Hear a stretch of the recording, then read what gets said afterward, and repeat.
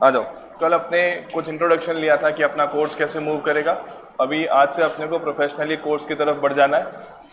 सबसे इम्पोर्टेंट क्या है कि तुमको ये पता हो कि पढ़ना कैसे है। पास होने का तरीका यही होता है, तुमको पता हो कि पढ़ना कैसे है। समस्या कहाँ आती है, सब लोग सब पढ़ने की ट्राई करते हैं कि 400 में से 400 ले आए। वो सबसे बेकार तरीका है। तुमको ये पता होना कि किस में तुमको कितने नंबर मिल रहे हैं, तो तुमको इजीली क्लियर करवाता है। जैसे अब ये चैप्टर देख के लगता है कि ये क्या चैप्टर आ गया, 11th में तो बहुत किया था, तो वहाँ पर तुमको खूब नंबर मिलते हैं। और यहाँ भी तुमको इसके 10 नंबर मिलेंगे।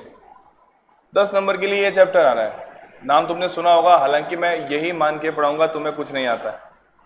अदरवाइज जिनको सही में नहीं आता है उनके लिए हमेशा के लिए नहीं आता है हो जाएगा, क्योंकि ये लास्ट मौका है सीखने का। सीए फाउंडेशन कुछ भी अकाउंट्स में सीखने का आखिरी मौका होता है। इसके बाद तुमको बेसिक से कोई नहीं पढ़ाने वाला है। तो इवन यहाँ पर जो चीज़ें, जो टर्म्स आएंगे, मैं बार बार एक्सप्लेन करूँगा, उनके एंट्रीज के बेसिक्स बताऊँगा, सब बातें करेंगे। लेकिन नंबर इसके इतने सारे हैं जितना ये चैप्टर डिजर्व नहीं करता है। तो हम क्या करते हैं, हम चैप्टर्स को 2 कैटेगरीज में बांट देते हैं। एक वो चैप्टर जो तुमको जख्म देंगे। जख्म समझते हो? जख्म क्या होता है? जख्म वर्ड सुना हुआ है कि नहीं सुना है? सुना होगा ना, सुना है, पक्का सुना है। चोट लगती है तो कुछ चैप्टर तुमको चोट देंगे, जो चैप्टर तुम खत्म करते करते हो सकता है कि कल क्लास में बेहोश होने की स्थिति में आ जाओ। दे दो ना, दे देंगे, दे देंगे। फॉरवर्ड कर, तेरा रख ले आगे, फॉरवर्ड कर दे, अपने आप चले जाएंगे।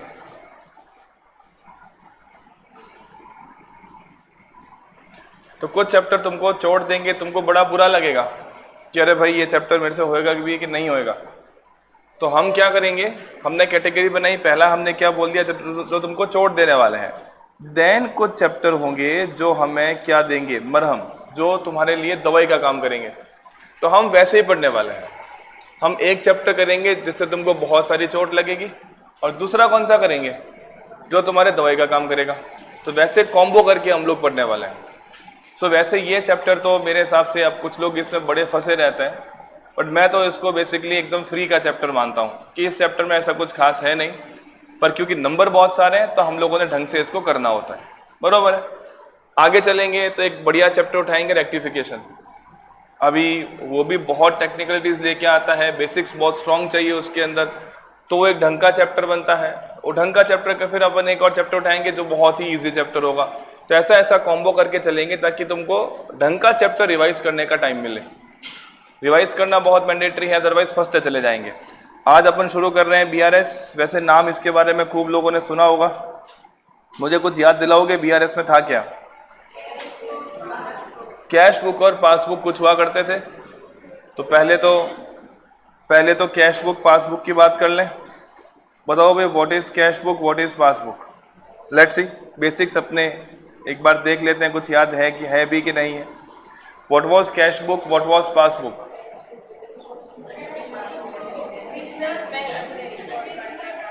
हाँ, ऐसे अभी तो साथ साथ में आंसर दे सकते हैं, 1 बाय 1 तो नहीं पूछ रहा मैं। What do you mean by the cash book? जो कौन मेंटेन करता है? हम, अगर हम बिजनेस करते हैं तो हम कैश बुक मेंटेन करेंगे। What is passbook? जो बैंक मेंटेन कर रहा है।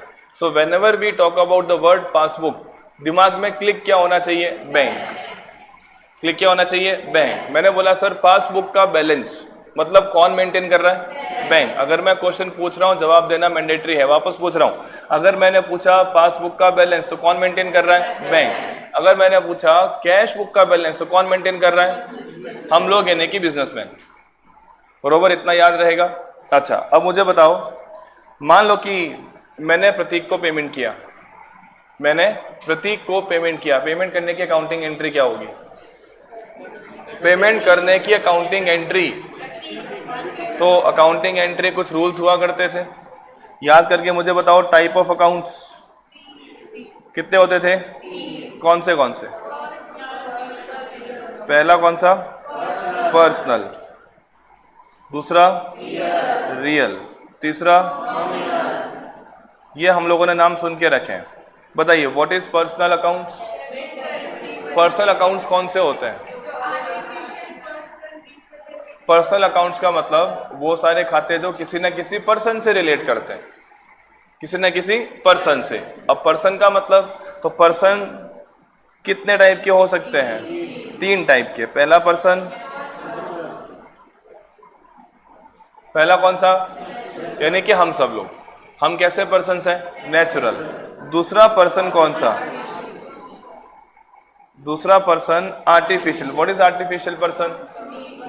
जैसे कंपनीज हैं, पार्टनरशिप हैं, सोसाइटीज हैं, ये सारे पर्सन कैसे बनते हैं? कैसे बनते हैं? किसी न किसी लॉ के हिसाब से। जैसे तुमने अभी लॉ में सुन लिया होगा, कंपनी के ऊपर कौन सा एक्ट लगता है? Companies act. तो किसी भी कंपनी को अगर कंपनी बनना है तो कौन से एक्ट की हेल्प लेनी पड़ेगी? Companies act. अच्छा, कोई भी पार्टनरशिप, पार्टनरशिप कब कहलाई जाएगी? जब वो किस एक्ट की हेल्प लेगी? Partnership act. बरोबर है? तो ये सारे पर्सन्स जो नेचुरल पर्सन्स नहीं है लेकिन किसी न किसी लॉ के चलते क्या बन रहे हैं? पर्सन बन रहे हैं, तो उन्हें हम लोग क्या बोलते हैं? Artificial persons. अच्छा, तीसरा पर्सन कौन सा होता है? Representative. Now what is representative? जब हम लोग कोई ऐसा अकाउंट ओपन करे, हमने कोई ऐसा खाता खोला जो बहुत सारे मल्टीपल पर्सन्स को इंडिकेट करता है। लाइक हम लोगों ने बहुत सारे अकाउंट्स ओपन करे हुए हैं। आउटस्टैंडिंग सैलरी अकाउंट, ये नाम याद आ रहा है? Now what is outstanding salary? जो सैलरी का पेमेंट करना बाकी है। अब मान लो कि मेरे 1000 एम्प्लॉयज हैं, मैंने 1000 लोग को सैलरी का पेमेंट करना है, तो मैं 1000 लोग का अकाउंट नहीं खोलूंगा। मैं क्या करूंगा? 1000 लोग के लिए एक ही खाता खोलूंगा। नाम क्या रहेगा? Outstanding salary. तो ये खाता भी हालांकि रिलेट तो तुमसे करता है, पर्सन से, लेकिन वो एक नहीं है, वहां पे हजारों लोग हैं। तो ये एक खाता हजारों लोग को रिप्रेजेंट करता है। इसके लिए नाम क्या होता है? Representative personal. अब देखो, पर्सन चाहे कोई भी हो, चाहे वो नेचुरल हो, चाहे वो आर्टिफिशियल हो, चाहे वो रिप्रेजेंटेटिव हो, सबके लिए रूल्स क्या होंगे? सेम। रूल्स क्या होंगे? सेम। तो मुझे बेसिक रूल याद दिलाओ तो क्या रूल था पर्सनल अकाउंट का? Debit the receiver, credit the giver. ये हमारा रूल हुआ करता था किसका? पर्सनल अकाउंट का। अब मुझे एक बात बताओ, अगर मैंने प्रतीक को पैसा दिया तो हु इज द रिसीवर? प्रतीक।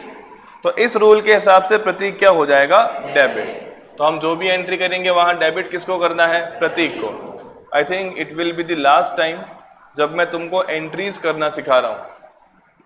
इसके बाद हर चैप्टर में रेस्पेक्टिव एंट्रीज कैसे बनी वो मैं सिखाऊंगा, बट एंट्री कैसे करते हैं वो नहीं सिखाऊंगा।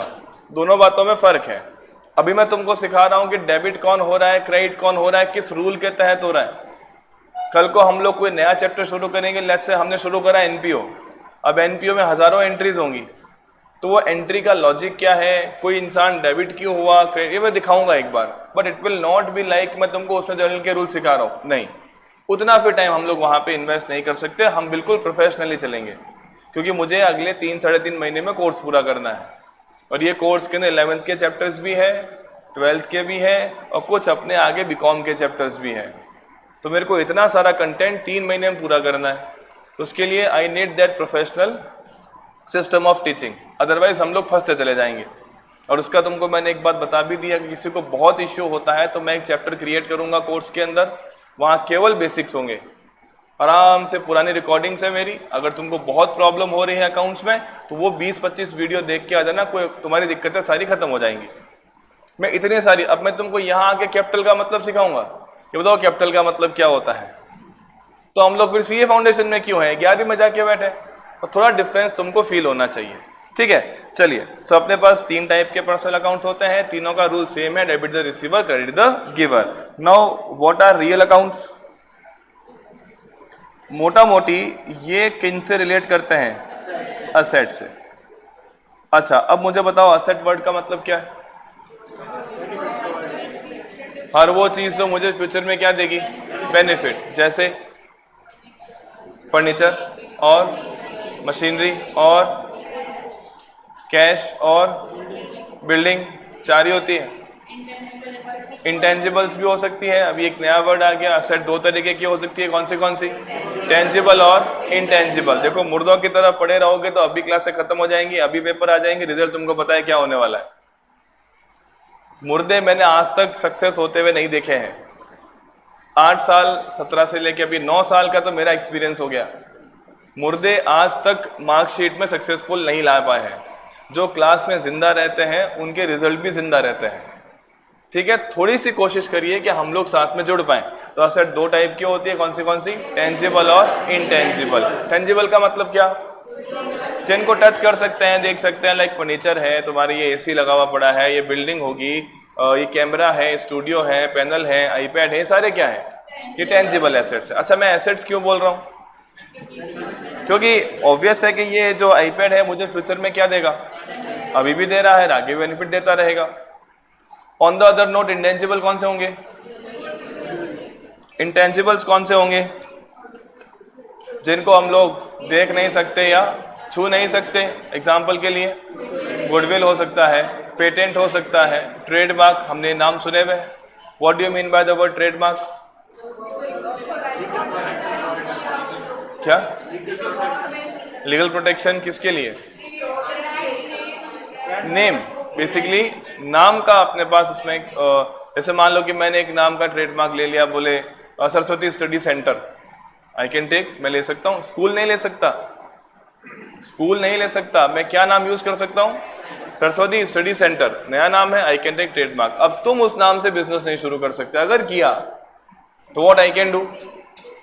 मैं तुम्हारे ऊपर केस कर सकता हूँ। ठीक है, अच्छा, now what is patent?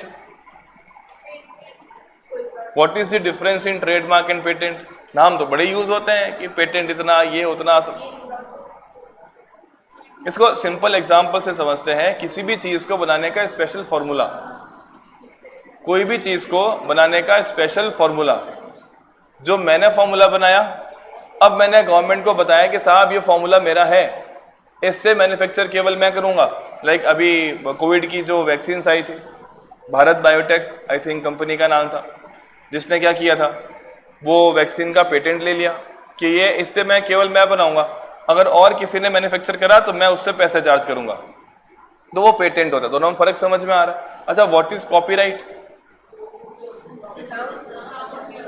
What is copyright? Lyrics पे, साउंड्स पे, बुक्स पे। ये बुक्स पता होगा तुम्हारे, बुक्स की शुरुआत में ऐसे लिखा होता है सी करके, ये कॉपीराइट है कि ये जो बुक होगी ना वो केवल मैं छाप सकता हूं, और इस बुक से जो पैसे मिलेंगे केवल मेरे होंगे। अगर किसी और ने छापी तो मैं क्या करूंगा? उस पर केस कर सकता हूं, सिंपल सी बात है। सो मुझे लीगल बैकिंग मिलती है बाय पेटेंट और बाय कॉपीराइट और बाय ट्रेडमार्क, तीनों के यूज अलग अलग है। अच्छा, इसके बाद में चौथा तुमने एक नाम लिया था, goodwill. What is goodwill? What do you mean by the word goodwill? ये एक इंसिडेंस है, ठीक है, उसकी बात में करेंगे। What do you mean by the word goodwill? Reputation, किसी इंसान की रेपुटेशन। अगर गुडविल अच्छी होगी तो बिजनेस ढंग का रहेगा, और अच्छी नहीं होगी तो बिजनेस ढंग का नहीं रहेगा। तो ये सारी कैसी एसेट्स हैं? इंटेंजिबल पर है तो असेट्स। तो असेट भले ही कोई भी हो, सबका अकाउंटिंग का रूल क्या है? सेम। रूल क्या है बताओ? डेबिट किसे करेंगे? डेबिट व्हाट कम्स इन, और क्रेडिट किसे करेंगे?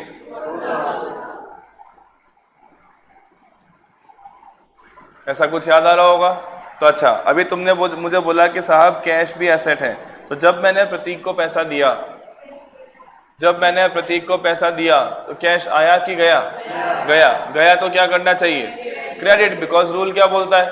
Debit what comes in, credit what goes out. तो मेरे हिसाब से तुमने पहले बोला कि सर प्रतीक को एक बार तो डेबिट करना है, और किसको क्रेडिट करना है? कैश को। तो एंट्री क्या बन जाएगी? Prateek account debit to cash account. ये बात बरोबर? इसमें किसी को दिक्कत? कोई प्रॉब्लम नहीं, बेसिक्स है, हल्की फुल्की बात करते चलेंगे हर बार। अच्छा, तीसरा खाता कौन सा होता है? मुझे बताओ फटाफट से। नॉमिनल अकाउंट्स क्या होता है? नॉमिनल अकाउंट्स क्या होता है? जो भी खर्चे या इनकम्स, कोई भी खर्चा, कोई भी लॉस, कोई भी इनकम, कोई भी गेन, कोई भी प्रॉफिट, वो हमेशा कौन सा अकाउंट माने जाते हैं? नॉमिनल। कौन सा अकाउंट होते हैं? नॉमिनल। अब अगर तुमको रूल याद हो तो किसको डेबिट करते हैं, किसे क्रेडिट करते हैं? एक्सपेंस हमेशा क्या होते हैं? डेबिट। इनकम्स हमेशा क्या होती है? क्रेडिट। एक्सपेंस क्या होते हैं? डेबिट। और इनकम्स क्या होती हैं? क्रेडिट। लॉस हमेशा क्या होते हैं? डेबिट। प्रॉफिट हमेशा क्या होते हैं? क्रेडिट। याद रहेगा इतना। अब रूल से अकाउंटिंग करना हर बार इतना आसान नहीं होता। तो हमने बचपन में सीखा था मॉडर्न सिस्टम। और मैं हर बार कहता हूं कि अकाउंटिंग अगर तुमको बेसिक्स नहीं आते हैं तो किस सिस्टम को प्रेफर करें? मॉडर्न। सबसे आसान सिस्टम है। यहां पे हम क्या करते हैं, जितने भी ट्रांजैक्शन तुम्हारे सामने आ रहे हैं उनको दो टुकड़ों में बांट देते हैं, ए और LIC। ए का मतलब क्या? Asset, expenses. अब जब एक्सपेंस बोलूंगा साथ में क्या सुन लेना है? लॉस बोलो, एक्सपेंस बोलो, एक ही बात है। LIC में कौन आएगा? Liability, income, capital. 5 ही ट्रांजैक्शन होते हैं, इसके बाद छठा बना ही नहीं है। सिर्फ 5 ही चीजें हैं। कौन सी? ए, LIC। अगर मैंने बोला है कौन सी तुमको साथ में बोलना है। कौन सी? ए, LIC। वापस बोलो, कौन सी? अब अगर तुम लोग नहीं बोल रहे हो तो मेरे पास बढ़िया तरीका है तुमको बुलवाने का। उठा के यहाँ लाके इधर आके बोल। मुझे किसी की शर्म शंका तो है ही नहीं। सर हम तो अब CA में आ गए, अब हमारी कैसे फजीती कर सकते हो? तो तुम जिसमें आए हो ना, मुझे उससे निकले हुए 8 साल हो चुके हैं। ठीक है, तो मैं तुम्हारी अच्छी खासी फजीती कर सकता हूं। सिर्फ अभी नहीं, फाउंडेशन पास होने के बाद इंटर में भी कर सकता हूं, फाइनल में भी कर सकता हूं, और CA बनने के बाद भी कर सकता हूं। तो CA बनने के बाद क्यों कर दोगे? तुम CA बनोगे आज से 4 साल बाद, तब मेरे को CA बनने में 12 साल हो चुके होंगे। बरोबर है? तो तुमसे मैं हमेशा सीनियर रहूंगा। मैं तुम्हें कभी भी, कहीं भी, किधर भी, कैसे भी मचका सकता हूं। सर हम कल CA बन के IAS बन गए तो CA बन के IAS बन गए, तुम्हारे ऑफिस में फुल रेस्पेक्ट, पूरी इज्जत। बाहर कहीं मिले तो मैं 12 साल सीनियर हूं भाई, तुम अपने ऑफिस में IAS हो। कहीं जिमण में मिले तो जिमण जीमने आए हो ना, तो वहां मैं तुमको मचका सकता हूं। ठीक है, चलिए। सो बेसिकली वापस याद करते हैं मॉडर्न सिस्टम। 5 चीजें कौन सी? ए का मतलब, ई का मतलब, L, I और फिर कैपिटल। 5 ही चीजें हैं। ये दोनों हमेशा कहाँ के माने जाते हैं? ये दोनों हमेशा डेबिट के आइटम माने जाते हैं। ये हमेशा कहाँ के आइटम होते हैं? क्रेडिट के। बरोबर? ये डेबिट के आइटम, वो क्रेडिट के आइटम। अब डेबिट के आइटम अगर बढ़े, सुनना अच्छे से, अगर डेबिट के आइटम क्या हो? बढ़े, तो उनको और डेबिट करना है। जैसे बिल्डिंग क्या होती है? बिल्डिंग एसेट है। बिल्डिंग क्या होती है? एसेट। एसेट मतलब ए का आइटम। ए कहाँ के आइटम होते हैं? डेबिट के। ए कहाँ के आइटम होते हैं? डेबिट के। अब मैंने बिल्डिंग खरीदी, आई परचेज 1 मोर बिल्डिंग, तो मेरे पास तो बिल्डिंग बढ़ेगी ना। और अगर मेरे पास बिल्डिंग बढ़ेगी तो मुझे बिल्डिंग को क्या करना है? डेबिट। ये बात समझ में आती है? इतना सा बात को पकड़ लिया तो कभी जर्नल में तो इश्यू होगा ही नहीं, वो हमेशा सही जाएगी। अच्छा, ऑन द सेम नोट, अगर डेबिट के आइटम घटें तो उन्हें क्या करना है? क्रेडिट। अगर डेबिट के आइटम बढ़े तो क्या करना है? डेबिट। घटे तो क्या करना है? क्रेडिट। यहां पर क्या करोगे क्रेडिट वालों के साथ में? अगर क्रेडिट के आइटम बढ़े, अगर क्रेडिट के आइटम बढ़े तो क्या करना है? क्रेडिट। अगर क्रेडिट के आइटम घटें तो क्या करना है? डेबिट। जैसे तुमने नाम सुना होगा क्रेडिटर्स। Who are creditors? जो हमसे पैसा मांगते हैं। हमारी लायबिलिटी, हमारी क्या हो गई? लायबिलिटी। अब लायबिलिटी कहाँ का आइटम होता है? कहाँ का आइटम होता है? LIC। LIC का हमेशा बैलेंस कैसा रहता है? क्रेडिट। अब मैंने कहीं से उधार गुड्स खरीदी, अगर मैंने कहीं से उधार गुड्स खरीदी तो सोच के देखो मेरी बुक्स में क्रेडिटर्स बढ़ेंगे या घटेंगे? बढ़ेंगे। बढ़ेंगे तो क्या करना है? क्रेडिट। तो अगर क्रेडिट का आइटम बढ़े तो क्रेडिट करो, क्रेडिट का आइटम घटे तो डेबिट करो। सिंपल अकाउंटिंग के रूल्स हैं। सो मैं ये इंसिस्ट करता हूं कि ट्रेडिशनल सिस्टम यानी कि गोल्डन रूल सिस्टम को छोड़ के हम लोगों ने किसको फॉलो करना चाहिए? मॉडर्न को। मॉडर्न में हम लोग क्या करेंगे? ए और LIC। सो मोस्टली 99.99% केस में जब भी तुम्हें मुझे कुछ अकाउंटिंग एंट्री सिखानी होगी, मैं किस सिस्टम का रेफरेंस लूंगा? मॉडर्न का। अगर किसी को ये चीज़ें बिल्कुल याद नहीं है तो आज भी तुमको वीडियो मिल जाएगा, ये वीडियो को तुम लोगों ने फिर से देख लेना है और बेसिक्स तुम्हारे पास में आएंगे ही। मेरे ख्याल से मुश्किल से तुम्हारे पास 15 से 20 दिन है जिसमें तुम लोग अपने अकाउंट्स के बेसिक्स पे काम कर सकते हो। एक बार 15-20 दिन बैच के निकल जाते हैं, फिर बैच अपने फुल फ्लो में आ जाता है, तब तुम्हारे पास में इतना समय नहीं होगा कि तुम अपने बेसिक्स पे काम कर पाओ। You will not get that time. फिर होमवर्क पे होमवर्क आएंगे, क्योंकि तुमको वैसे पता ही होगा बचपन से जो मेरे नोट्स हमेशा आते रहे हैं, तुम्हारे हाथ में अभी भी आए हैं। देखो तो इसमें कितने क्वेश्चन हैं?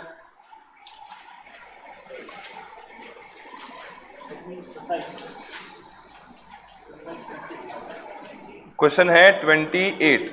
You are having 28 questions.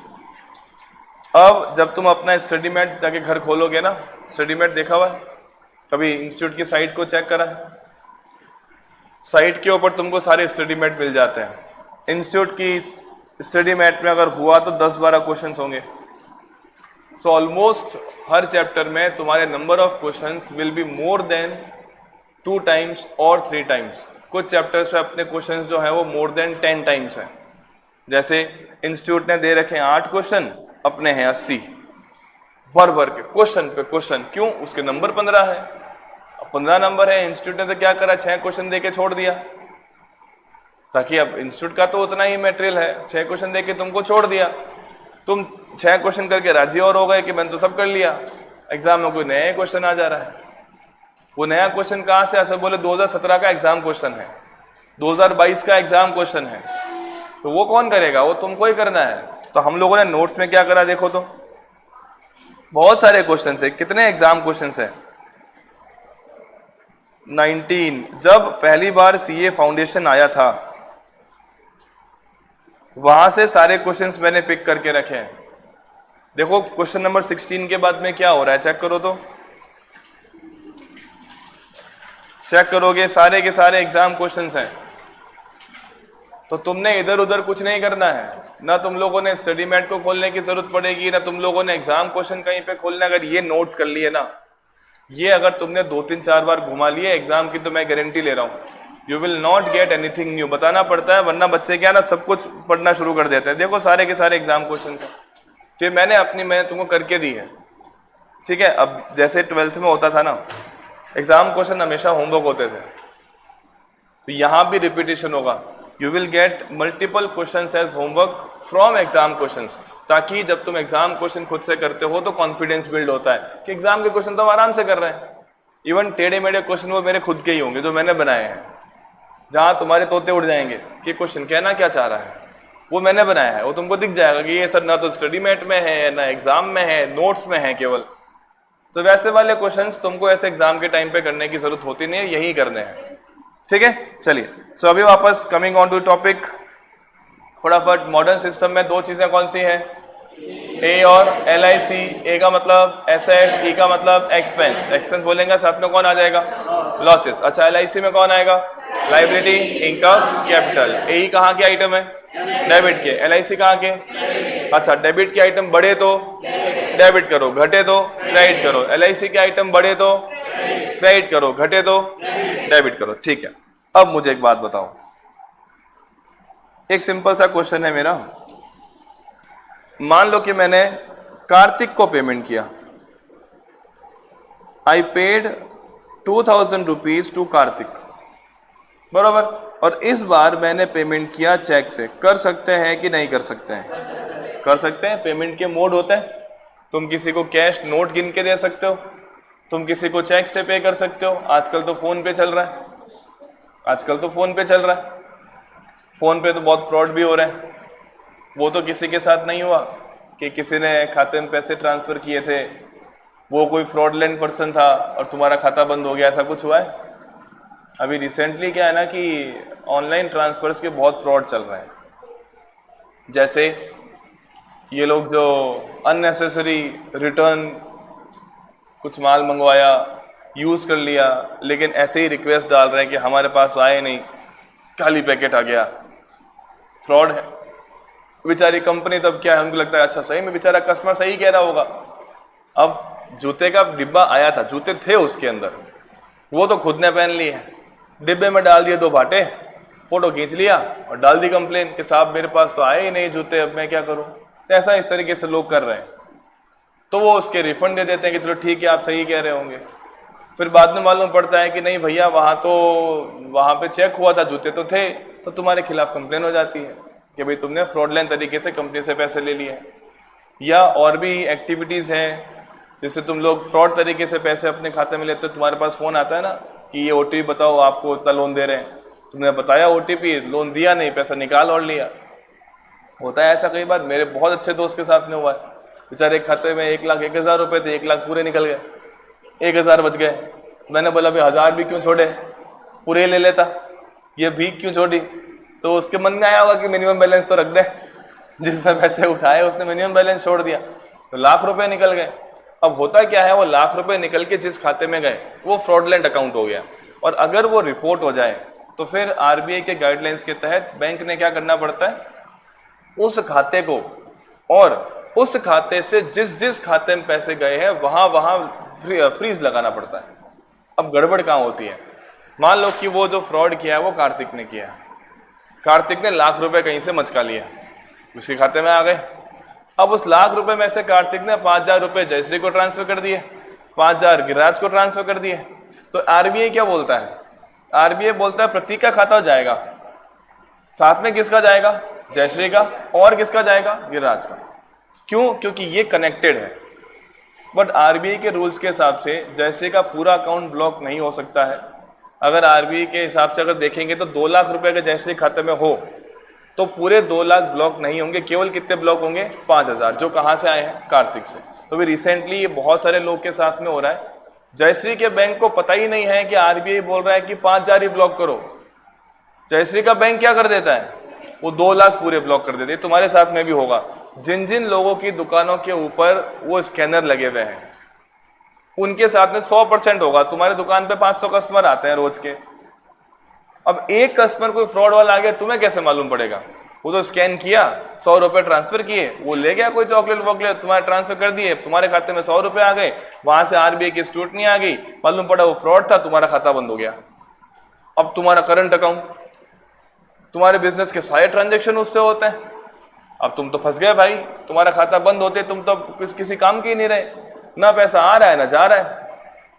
तो ऐसे केसेस में बैंक के पास जाके बोलना होता है कि आपने गलत किया है। आप क्या कर सकते हो, वो 100 रुपये ब्लॉक कर दो, मेरा खाता ब्लॉक नहीं कर सकते। तो ये तुम्हारे साथ में किसी न किसी के साथ में इन 4 महीनों में हो जाएगा, और अगर होगा तो सीधा बैंक मैनेजर के पास जाए कि आप लिख के दो कि आप पूरा खाता ब्लॉक कर रहे हो, फिर देखते हैं।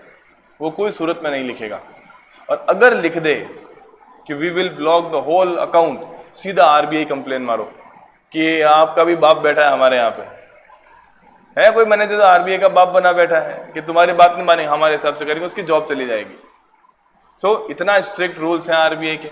व्हाट हैपेंस, अगर मैंने कार्तिक को पेमेंट कर दिया, मल्टीपल मोड्स ऑफ पेमेंट, मैं कैश में पे कर सकता हूँ, मैं चेक दे सकता हूँ, मैं फोन पे से ट्रांसफर कर सकता हूँ।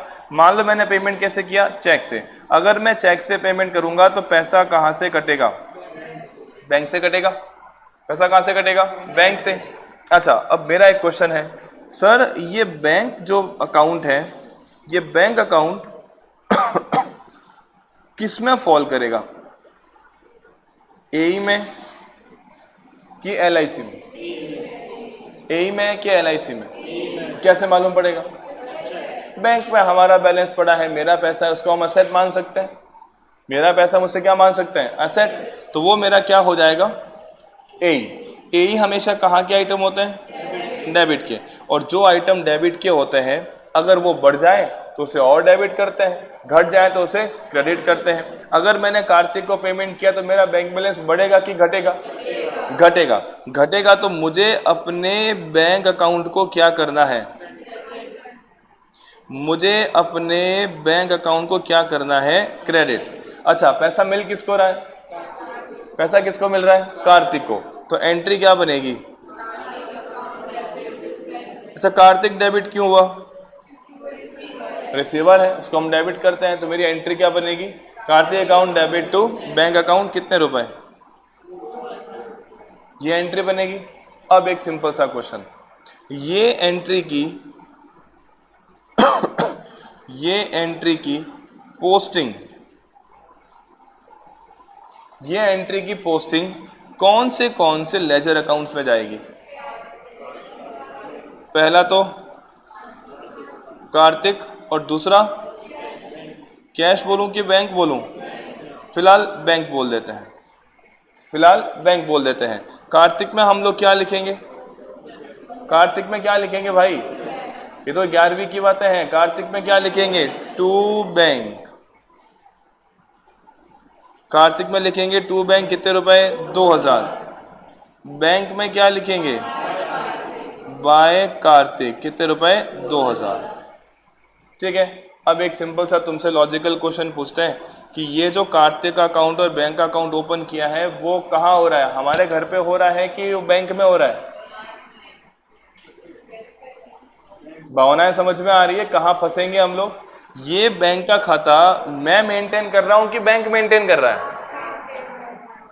बताओ बताओ, यही तो क्वेश्चन है जहां अपना बीआरएस चैप्टर फंस जाता है। ये बैंक का अकाउंट बिजनेस मेंटेन कर रहा है कि वो बैंक मेंटेन कर रहा है? बिजनेस। ये खाता मैं बना रहा हूं, ये खाता मैं बना रहा हूं, और जब मैं ये खाता बनाता हूं तो इसके लिए एक स्पेशल सब्सिडरी बुक यूज होती है। इसका नाम क्या होता है? Cash book. ये बातें बचपन की थोड़ी बहुत पता होनी चाहिए। अच्छा मुझे बताओ, कैश बुक कितने टाइप्स की होती है?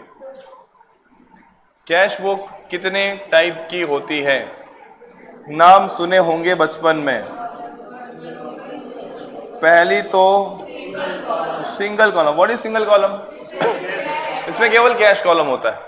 अच्छा, दूसरी वाली डबल कॉलम, जहां पे कैश और बैंक, कैश और बैंक। अच्छा, तीसरी वाली ट्रिपल कॉलम। ये नाम सुना था हम लोगों ने 11th में, कोर्स में नहीं होता, यहां आ जाएगा। ट्रिपल कॉलम जहां पे 3 कॉलम होते हैं। कौन से? Cash, bank, discount. तीसरा कॉलम कौन सा होता है? डिस्काउंट। वो अभी आ जाएगा, हम लोग पढ़ेंगे जब समय आएगा। चौथी वाली कैश बुक कौन सी होती है? ये नाम सुना होगा, पेटी कैश बुक। ये नाम सुने हम लोगों ने बचपन की। छोटी वाली कैश बुक जो होती है, तो कैश बुक टोटल अपने पास मोटा मोटी 4 तरीके की होती है। कौन सी? सिंगल कॉलम, डबल कॉलम और पेटी कैश बुक। बराबर वापस बोल सकते हैं, single column, double column, triple column. देखो पता है क्या होगा, अभी तो 2-3 घंटे क्लास हो रही है, टाइम बढ़ेगा 5 घंटे 6 घंटे में जाएगा। जब ये 5-6 घंटे में जाएगा ना, और अगर उस समय मेरी लास्ट क्लास रही, मान लो कि लास्ट क्लास मेरी है 6 से 8, और ऐसे तुम मुर्दों की तरह पड़े रहे, तो मेरा कोर्स 3 महीने में नहीं 2 महीने में ख़त्म हो जाएगा, क्योंकि मैं फिर सॉल्व करता चला जाऊंगा, तुम अकेले रह जाओगे, मैं अकेला चलता रहूँगा। मेरी कोशिश है कि हम लोग साथ मिल के पढ़ें, तो स्पीड मेरी स्लो रहे, मुझे अपनी स्पीड फास्ट नहीं चाहिए, तो उसके लिए तुमको बोलना पड़ेगा। बाकी देखो, ये एसी भी यहीं पड़ी है, इसको देखने से कुछ नहीं होगा, ये स्पीकर भी यहीं पड़ा है, इसको देखने से भी कुछ नहीं होगा। समझ रहे हो ना? और जिसको कह रहा हूँ उसको पता है कि मेरे को ही कह रहे हैं, तो इसके लिए कृपा करें। मेरी शक्ल इतनी अच्छी नहीं है, फिर भी देखनी पड़ेगी। ये पैनल जैसा भी है इसको देखना पड़ेगा, इधर कंसंट्रेट करें, बाकी सब चीज़ें अपने आप अपनी जगह पे काम करती रहेंगी। चलिए फटाफट बताइए, कैश बुक 4 टाइप की कौन सी? पेटी कैश बुक, बरोबर है।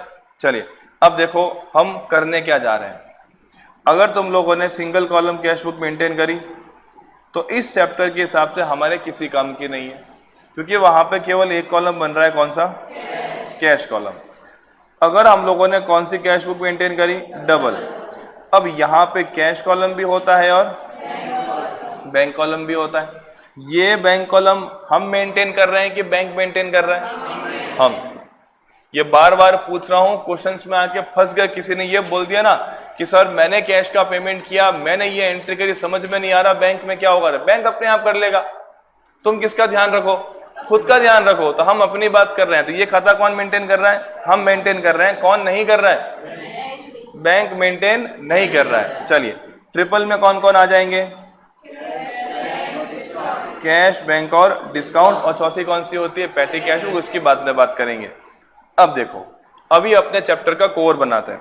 हमने बोला कि साहब हम अपने कैश बैंक के ट्रांजैक्शन कैश बुक में मेंटेन करते हैं।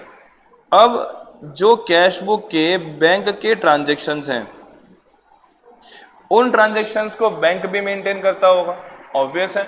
अगर मैंने बैंक में पैसे जमा कराए 10,000 रुपए, तो मैं बोलूंगा मेरे पैसे कहाँ पड़े हैं? बैंक के पास। बैंक क्या बोलेगा? उसके पैसे मेरे पास पड़े हैं। यही होगा ना? यही होगा। मैं बोल रहा हूं कि मेरे पैसे कहाँ हैं? बैंक के पास। तो बैंक क्या बोलेगा? उसके पैसे मेरे पास। तो दोनों को अकाउंटिंग तो करनी पड़ेगी।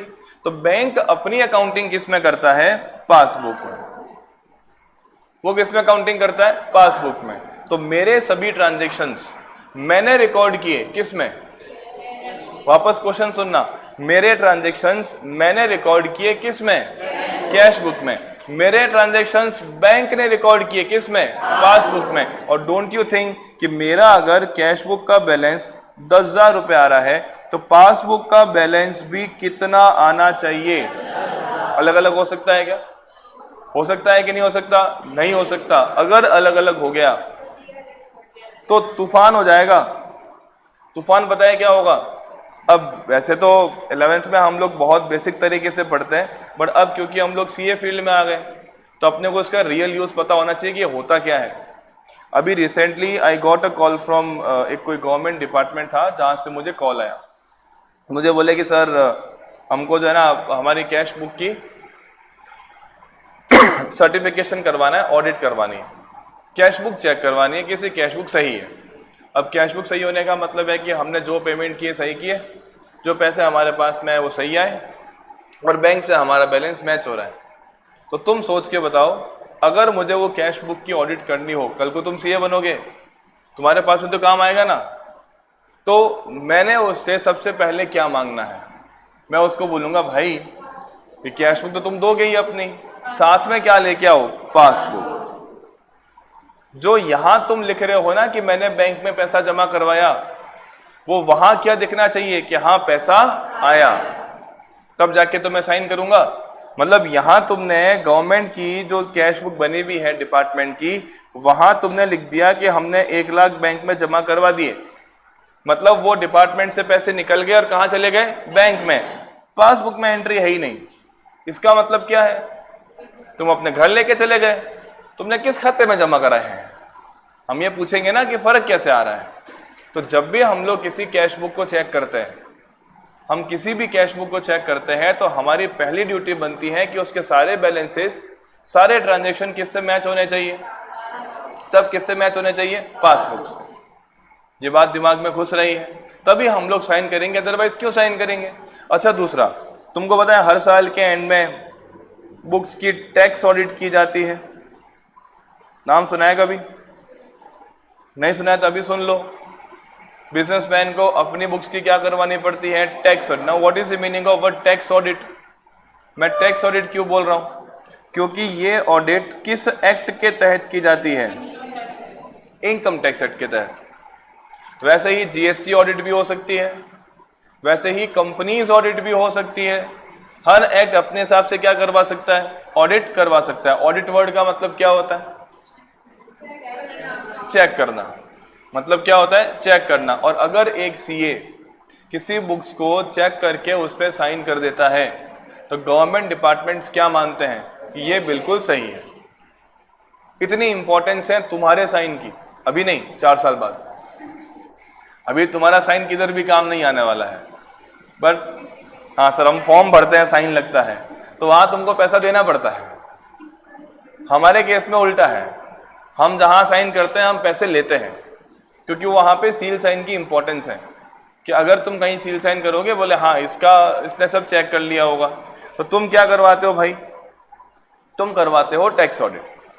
जब टैक्स ऑडिट होती है तो तुम सीए के सामने लेकर जाते हो बैलेंस शीट, और क्या लेके जाते हो, पीएनएल। बैलेंस शीट में तुमको नहीं लगता कि बैंक अकाउंट का बैलेंस भी होता होगा? नहीं होता क्या बैलेंस शीट में बैंक अकाउंट? होता होगा ना, या नहीं होता होगा? होता ही होगा। तो ये बैंक अकाउंट का बैलेंस किससे मैच होना चाहिए? किससे मैच होगा? पासबुक से। अगर मैच नहीं हो तो गड़बड़ी है कि तुम्हारा बैंक अकाउंट का बैलेंस नहीं मैच हो रहा, मतलब तुम लोग क्या ही कर रहे हो। तो उस केस में हम क्लाइंट को बोलते हैं कि भैया अपने बुक्स लेके जाओ, हम इस पे साइन नहीं करेंगे। और अगर हम उस पे साइन नहीं करें तो उसके मतलब इतनी समस्याएं होंगी जिसकी कोई सीमा नहीं है। उसको इनकम टैक्स वाले परेशान करेंगे, जीएसटी वाले परेशान करेंगे, बैंक्स जिनमें उनका खाता है वो परेशान करेंगे। बैंक वाले ऑडिट की डेट निकलते ही तुमसे ऑडिटेड फाइनेंशियल स्टेटमेंट मांगते हैं कि फटाफट सीए के साइन किए हुए स्टेटमेंट लाओ, तो वो तुम्हारे पास है ही नहीं, बैंक खाता बंद कर देगी। सो बहुत समस्याएं होने लगेंगी। इसका मतलब क्लाइंट ने ऑडिट करवाने तो मैंडेटरी है। तो सर इस केस में क्या किया जाए? तो हम क्लाइंट को बोलते हैं कि भाई ऐसा है, मान लो कि अगर तुम्हारे बैंक में बैलेंस आ रहा है 10,000, यानी कि तुम्हारे बैंक का मतलब क्या है, बैंक अकाउंट। बैंक अकाउंट जो हम मेंटेन करते हैं वहां बैलेंस कितना आ रहा है, 10,000, और पासबुक का मान लो बैलेंस कितना आ गया, 11,000। कितने रुपए का डिफरेंस है? 1,000। तो फटाफट जाके 1,000 रुपए का डिफरेंस ढूंढ के लाओ। हम उसे क्या बोलेंगे, 1,000 रुपए का डिफरेंस ढूंढ के लाओ। तो बेचारा जाएगा अपने घर, अपनी कैश बुक की सारी एंट्रीज चेक करेगा, और साथ में क्या चेक करेगा, पासबुक को चेक करेगा। तो उसको चेक करते हुए कुछ मालूम पड़ा, क्या मालूम पड़ा कि भाई हमारी कैश बुक का बैलेंस तो कितना था, कैश बुक में कितना था, 10,000। अब उसको मालूम पड़ा कि भाई 1,000 रुपए कोई इंटरेस्ट था। 1,000 रुपए क्या था, कोई इंटरेस्ट जो बैंक ने हमको दिया था। अब बैंक ने इंटरेस्ट दिया तो पैसा किस में जुड़ गया होगा, बैंक की पासबुक में जुड़ गया होगा। अगर बैंक ने पैसा दिया तो बैंक ने कहाँ एंट्री कर दी होगी, पासबुक में। लेकिन मैं एंट्री करना भूल गया। हो सकती है कि नहीं हो सकती गलती? हो सकती है कि नहीं हो सकती? हो सकती है। पैसा किसने दिया, बैंक ने। वो कहाँ गया, पासबुक में। तो पासबुक में तो एंट्री हो गई, बट हमारी बुक्स में तो है ही नहीं।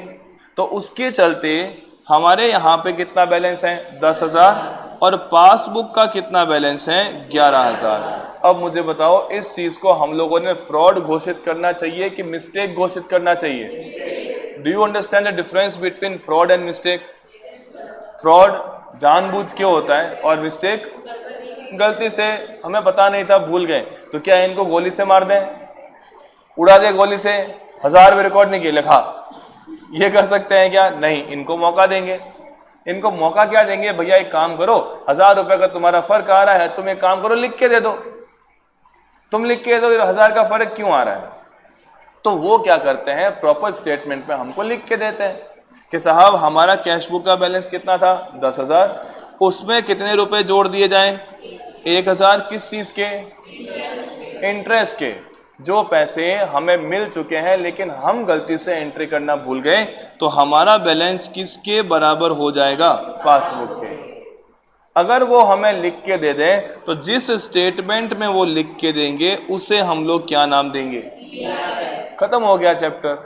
इतना ही करना है। तुम लोगों ने क्या करना है, कैश बुक पासबुक के बैलेंसेस को आपस में मैच करवाना है।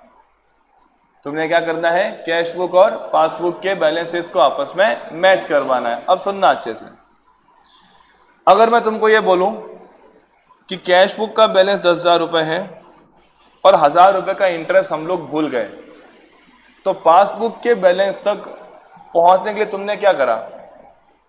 अगर तुमको पासबुक तक पहुंचना है, लाइक तुम लोग को यहाँ 11,000 तक पहुंचना है, तो तुमने क्या करा, उसमें कितना जोड़ दिया, 1,000। बरोबर है।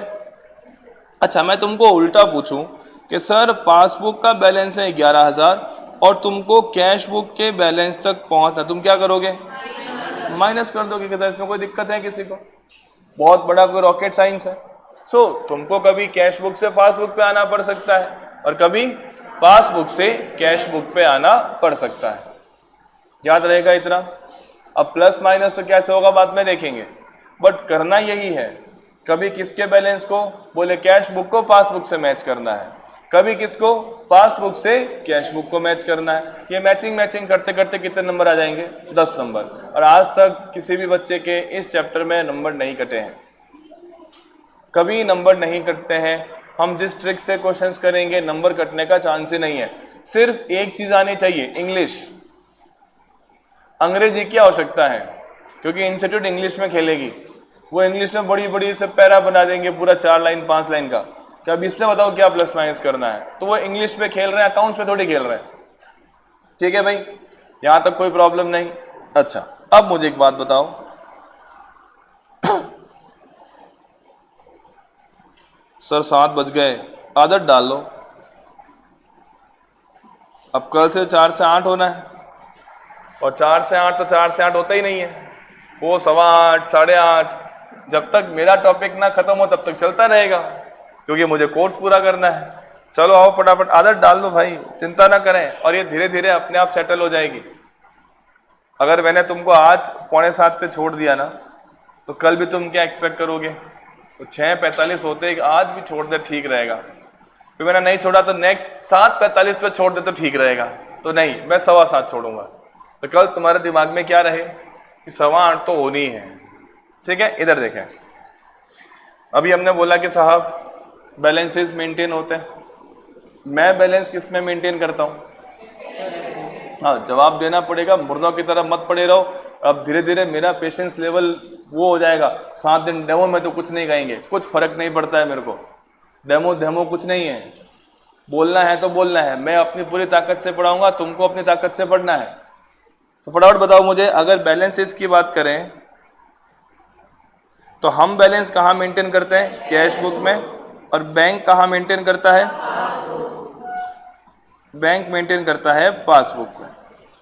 सबसे पहले अगर मेरा पैसा बैंक में पड़ा हो, अगर मेरा पैसा कहाँ पड़ा है? बैंक में, तो मेरी एसेट है, वो मेरी क्या है? एसेट। और एसेट का बैलेंस हमेशा कैसा होता है? डेबिट। सिंप्लीफाई करते हैं, मेरा पैसा कार्तिक के पास पड़ा है तो मुझे कल को वापस मिलेगा, तो मेरी क्या है? एसेट। लेकिन ऑन दी कॉन्ट्रेरी वो कार्तिक की क्या है? लाइबिलिटी। उसकी क्या है? लाइबिलिटी। अब कार्तिक को बैंक बना देते हैं। Kartik is the bank, Kartik खुद बैंक है। अब मुझे फटाफट से बताओ, मेरा पैसा बैंक में पड़ा है तो मेरी क्या है? एसेट। बट कार्तिक की क्या है? तो लायबिलिटी का बैलेंस कैसा होता है? क्रेडिट। तो हमेशा बैंक कैसा बैलेंस मेंटेन करेगा? क्रेडिट। ये बात समझ में आई? अब मैंने 100 रुपए बैंक में जमा कराए, देखते हैं कौन सही बोलता है। मैंने 100 रुपए बैंक में जमा कराए, फटाफट से मुझे बताओ, मैं अपनी बुक्स में बैंक को क्या करूंगा? डेबिट करूंगा। क्यों डेबिट करूंगा? क्योंकि एसेट बढ़ रही है। बट बैंक क्या करेगा? बैंक करेगा क्रेडिट, क्योंकि उसकी क्या बढ़ रही है? लायबिलिटी। तो जब भी हम बैंक में पैसा जमा करवाते हैं तो हमारे पास टेक्स्ट मैसेज क्या आता है? Your account has been credited. क्योंकि वो मैसेज कौन भेज रहा है? बैंक। और बैंक ने अकाउंट क्या किया है? क्रेडिट किया। ये बात दिमाग में घुसी? तो जब भी हमारे पास में बैलेंस होगा हम बोलेंगे डेबिट, बैंक क्या बोलेगा? क्रेडिट। तो ऐसा बोल सकता हूं कि कैश बुक का डेबिट बैलेंस और पासबुक का क्रेडिट बैलेंस सेम है। सही बोला मैंने? कैश बुक का डेबिट बैलेंस, पासबुक का, दोनों क्या है? सेम। अच्छा, अब अगर तुमको पता हो डेबिट बैलेंस को कई बार क्या बोला जाता है? फेवरेबल। तो अगर मैं तुमसे पूछूं, let's take a dig on you, देखते हैं कौन बोल पाता है। अगर मैं तुमसे पूछूं कि कैश बुक का डेबिट बैलेंस फेवरेबल है तो पासबुक का क्रेडिट बैलेंस क्या होगा? फेवरेबल। वो भी क्या होगा? फेवरेबल। बरोबर है। अच्छा, फेवरेबल बैलेंस को कई बार पॉजिटिव बैलेंस भी बोल देते हैं। क्या बोल देते हैं? पॉजिटिव।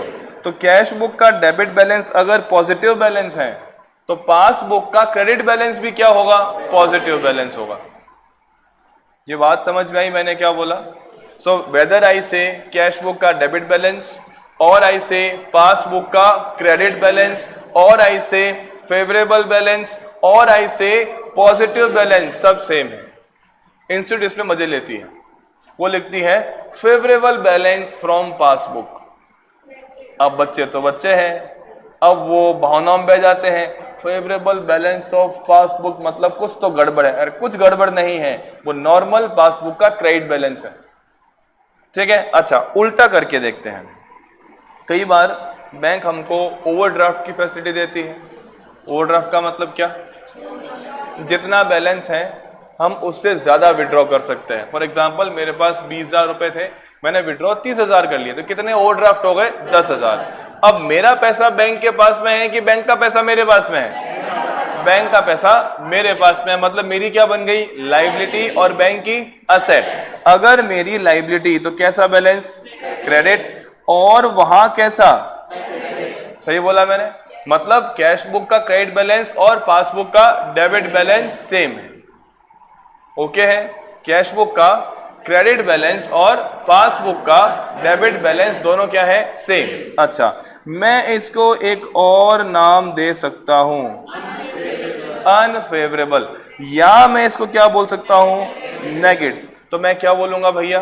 कैश बुक का क्रेडिट बैलेंस, कैश बुक का क्रेडिट बैलेंस, पासबुक का डेबिट बैलेंस, या अनफेवरेबल, या नेगेटिव, या बैंक ओवरड्राफ्ट, या क्या? Bank overdraft. ये सारी चीजें सेम है। It is very important to know. तुमको इसमें क्वेश्चन मिलेगा क्या कि बताओ कौन कौन सेम है? ऐसा क्वेश्चन आएगा नहीं, लेकिन क्वेश्चन शुरू करेंगे ना, क्वेश्चन बोलेगा there was a negative balance in the bank account. उसका मतलब क्या है? किसका डेबिट किसका क्रेडिट? नेगेटिव का मतलब किसका डेबिट किसका क्रेडिट? पासबुक का डेबिट, कैश बुक का क्रेडिट। एक और नाम क्या था? अनफेवरेबल या फिर ओवरड्राफ्ट। ये सारे सेम है। ये बात समझ में आती है?